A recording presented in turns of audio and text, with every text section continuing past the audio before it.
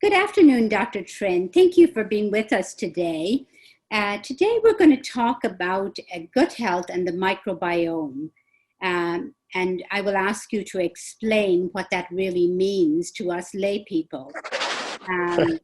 But first of all, I'd like to ask, a little bit about you. Can you tell us a little bit about you, please? Definitely. Thank you so much for inviting me to come chat today with you. I'm Dr. Trinh, guys, and I am an internist who have been in practice for around 20 years now in clinical practice and in research, in the field of clinical research as well. I ran across in my studies and in the research that we have evaluated over the years, we are beginning to realize a strong connection between the health of your gut and the health of your body in general, including your brain.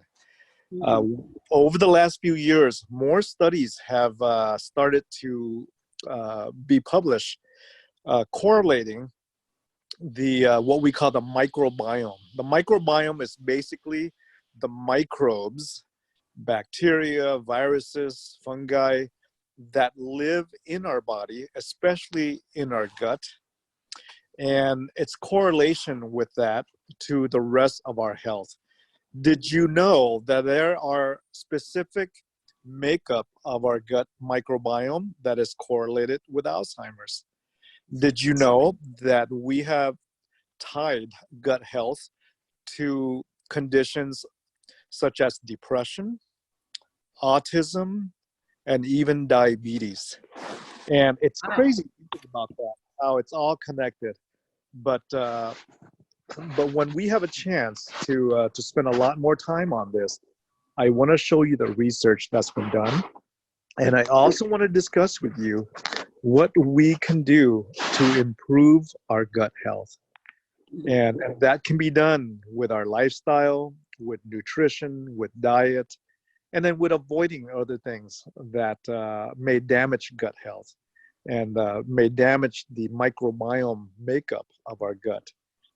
You may or may not realize we have both bad bacteria and good bacteria that lives with us. And the bacteria that lives with us, they play a role in they have a function and a purpose. God created bacteria for a reason, and when we have a lot of the good ones rather than the bad ones, they help us to keep healthy. And it's something I would love to chat more with you in a full lecture when that comes and we have a time to go over all that details. So, why do you think that it causes diabetes and other inflammatory diseases? Tell us a little bit more about the gut health and the microbiome in relationship to diabetes, for example. Definitely. So what's interesting is that the good bacteria that lives in your gut serves several purposes. So they're not just hanging around saying, I'm a good bacteria and I'm just hanging around. They actually serve several purposes. One of the purposes they serve is to produce certain vitamins.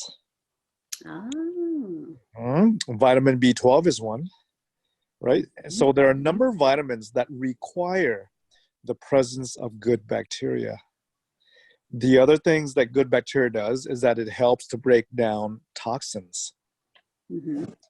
So when we mess up the ratio of good bacteria and bad bacteria, then our body doesn't function well because the good bacteria is required for these functions.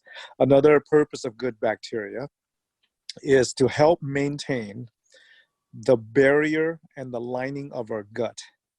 The gut lining barrier is another function of good bacteria. And it helps to moderate and regulate our immune system. So it's pretty crazy when you think about it, that our gut is so connected to everything else in our body. including immune regulation, production of vitamins, breaking down toxins, brain health. And that's why the health of our gut is so important, because it affects everything else with that. Well, Yeah. thank you very much, Dr. Trinh. You're a wealth of information, and I would love to talk with you some more about in a longer session to learn more about the gut and how it affects our lives. Thank you.